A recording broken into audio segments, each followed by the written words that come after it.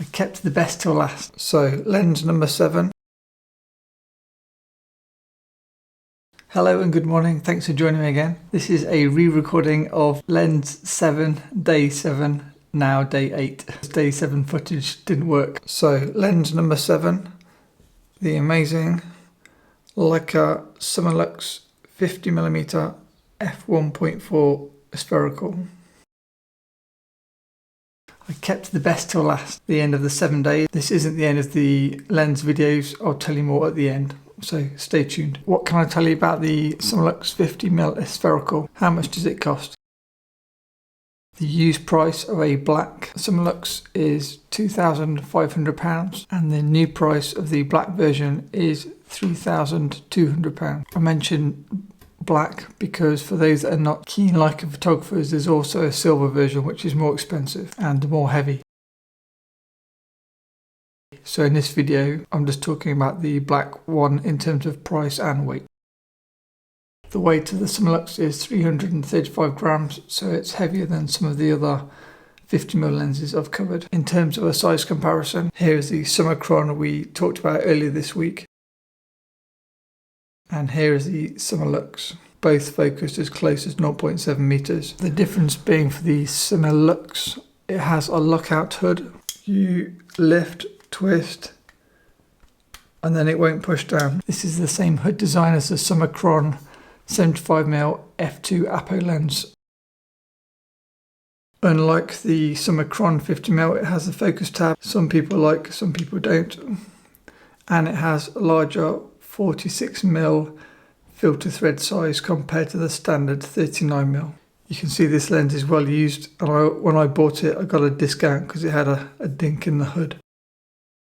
The look of this lens could be described, I guess, as modern, clinical, good flare resistance, usable wide open at 1.4, nice background separation. There probably is some vignetting wide open which will reduce drop down, but I don't really notice because I quite like the vignette look on any lens.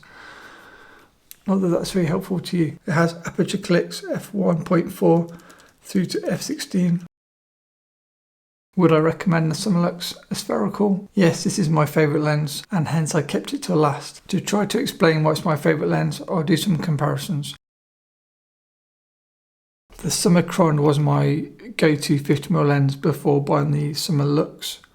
And then as soon as I bought the Summilux, I stopped using the Summicron and I haven't really used that since. The Summicron is better weighted on an M body. The Summilux is quite large for a Leica 50mm lens, and so it can feel a little bit front heavy on an M camera such as this, like M6. In terms of function, it is amazing. The main reason I prefer the Summilux compared to the Summicron is it is one stop faster, meaning it is great for when I need an extra stop of light, such as weddings, especially more so in the past when I was using the Leica M9. Older CCD sensors need more light. Obviously being a 1.4 lens, you're going to get better subject background separation and kind of nicer bokeh in the background. It's also more flare resistant, so it's a very reliable lens. It kind of ticks all the boxes. If I compare the Summilux to the Zeiss Sonar CZM 50mm 1.5, which I owned at the same time as the Summilux. And if you dig into my blog, there's a review on using them side by side. Not exactly scientific, but I was trying to decide which lens I preferred. I kept the Summilux and sold the Sonar because the Summilux is a reliable lens. For client work, you need reliability. The Sonar design gives very nice looking arty photos, but Zeiss Sonar lenses suffer from focus shift, meaning it's not always reliable. And for that reason, I kept the Summilux and sold the Sonar, even though I do kind of miss the Sonar at times. Arty lenses versus clinical. In my previous videos, especially the ones talking about the vintage lenses, I talk about the fact that I quite enjoy arty lenses and I'm not really keen on the modern kind of CMOS, everything perfect, clinical look. So with that said, why do I have the clinical, modern looking Summilux is my favourite lens?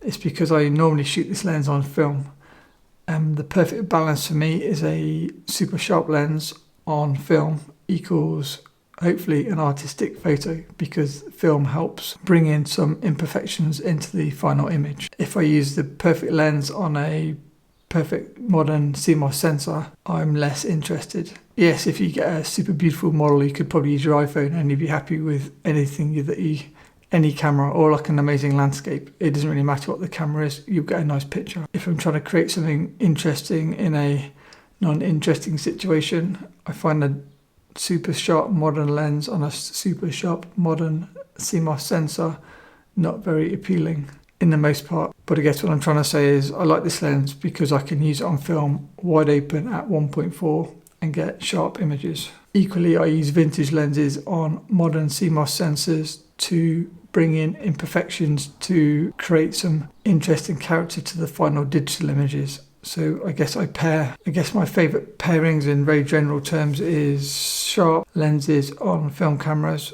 and softer lenses on digital cameras. And then together they both match up to give me the best of both worlds.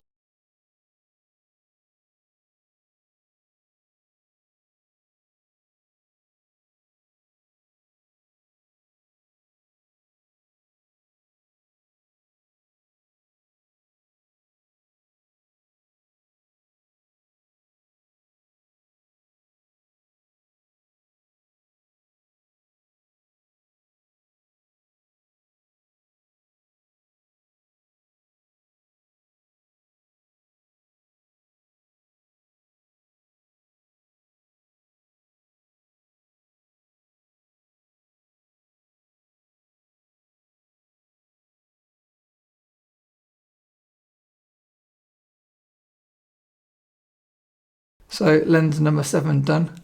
What happens next?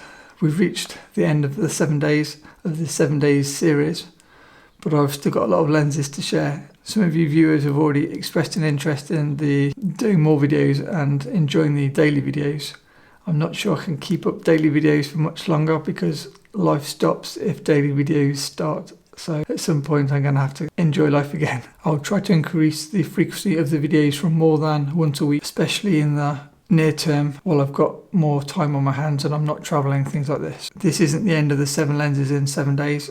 I'll keep adding to the 7 lenses playlist, 8, 9, 10 and so on going forward. So that's the Leica Summilux 50mm f1.4 spherical. Highly recommended. If you got some value out of this video, please hit the like button. If you're a fan of the Summilux yourself or you use this lens, I'd love to hear from you in the comments below. And if you're not yet subscribed and you like this type of content, please hit the subscribe button. And just to finish, for anybody still listening, a lot of the recent videos have all been Leica based, and I know a lot of the people that follow me seem to be fellow Leica fans, but equally I'd like to try and start sneaking in some non-Leica videos. It'd be nice to kind of balance it up a bit, because I don't use just Leica cameras. There are so many, in particular medium format film cameras out there, and even some similar 35mm rangefinder cameras which I use alongside Leica rangefinder cameras, which are equally good. And I think if you like Leicas, you like these cameras, because if you enjoy what I like, you like the same kind of things. And there are a lot of benefits with some of these other cameras as a comparison to Leica. So I'll definitely share some of those with you. Just as an example of what I'm talking about, normally I'm looking at small manual focus cameras such as the Leicas, but to show what I'm using in real life, yesterday I had a post-lockdown photo shoot. One of the cameras I was using is this. I was using my Leica CL, I was using the various small film cameras, and then I was using the Hasselblad H2 with the amazing 100mm f2.2 lens. And even though I love Leica cameras, shooting with this is an absolute dream. I've done a video on the Hasselblad H2 already, and I can link it maybe in the description below. This camera is amazing.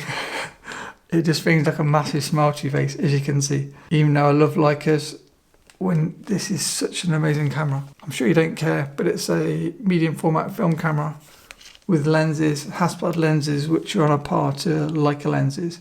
So if you appreciate Leica optics, you will appreciate Hasselblad optics. If the images look good, I'll put together a short video to share some of the sample pictures. I'm probably just talking to myself by this point, going off topic so much, but thank you for watching, and sorry if it is a day later than promised.